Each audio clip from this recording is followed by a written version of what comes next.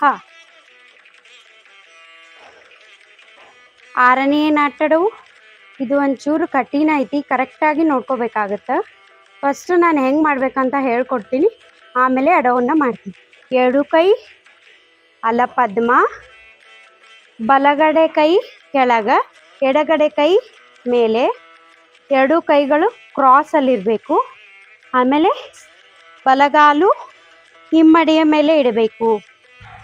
ನಾನು ಮುಂಚೆನೇ ಹೇಳಿದಂಗೆ ಎಲ್ಲ ನಾಟಡಗಳು ಹಿಮ್ಮಡಿ ಮೇಲೇ ಮಾಡುವ ಇರ್ತಾವು.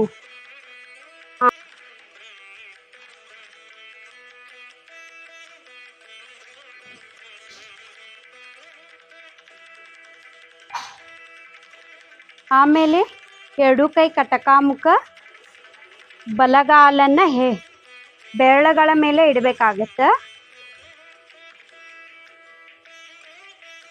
ಎಡಗಾಲು ಸ್ಟ್ರೇಟ್ ಆಗಿರುತ್ತೆ, ಬಲಗಾಲ ಅಷ್ಟೇ ಬೆರಳುಗಳ ಮೇಲೆ ಇಡಬೇಕಾಗುತ್ತೆ.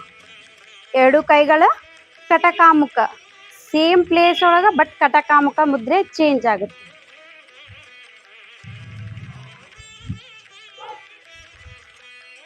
ಆಮೇಲೆ ಐದನೇ ನಾಟಡು ಮಾಡಿದಂಗೆ ಅರ್ಧ ಆದ್ಮೇಲೆ ಐದನೇ ನಾಟಡು ಮಾಡ್ತಿರಲ್ಲ, ಅದೇ ಥರ ಬರುತ್ತೆ. ತೈ ಇ ಯಾ ಹ.